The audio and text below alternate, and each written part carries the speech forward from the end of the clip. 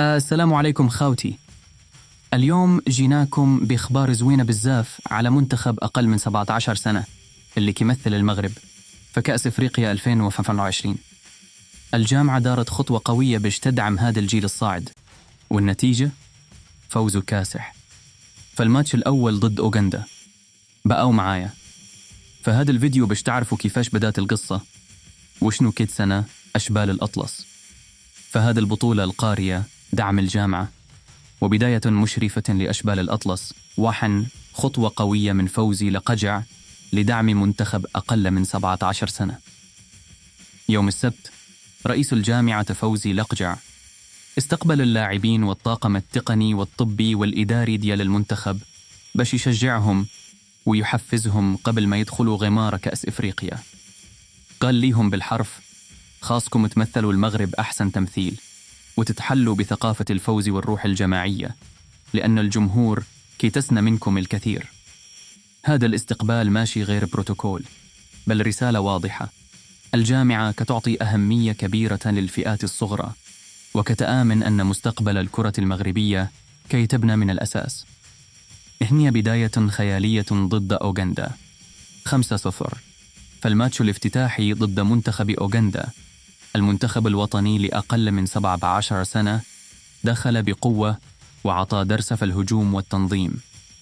المقابلة تلعبات في ملعب البشير بالمحمدية، والنتيجة كانت خماسية نظيفة.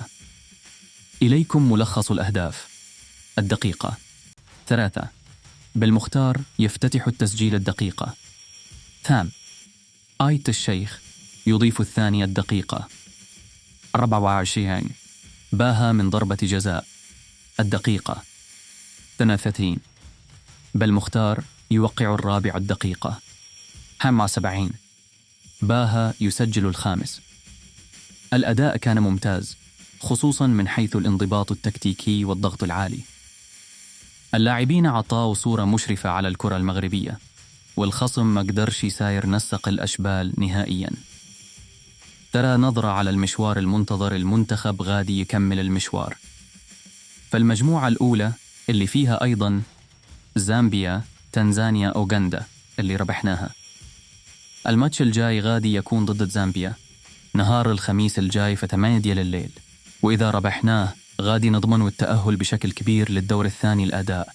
فهذا البطولة مهم بزاف، حيث كيشكل محطة تكوينية رئيسية قبل الالتحاق بمنتخبات الكبار، بحال ما وقع مع نجوم بحال حكيمي زياش ونايف أكرد اللي بداوا من الفئات السنية. وش تتوقعوا أن أشبال الأطلس يحقق اللقب هذا العام؟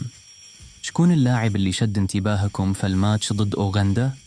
كتبوا لي آراءكم في الكومنتات، ونقاشنا مفتوح. وما تنساوش اللايك، البارطاج، والأبوني باش توصلكم تغطية شاملة لكأس إفريقيا لأقل من 17 سنة، وكل جديد على الكرة المغربية. ديما مغرب وديما ناشئين كي يشرفوا الراية.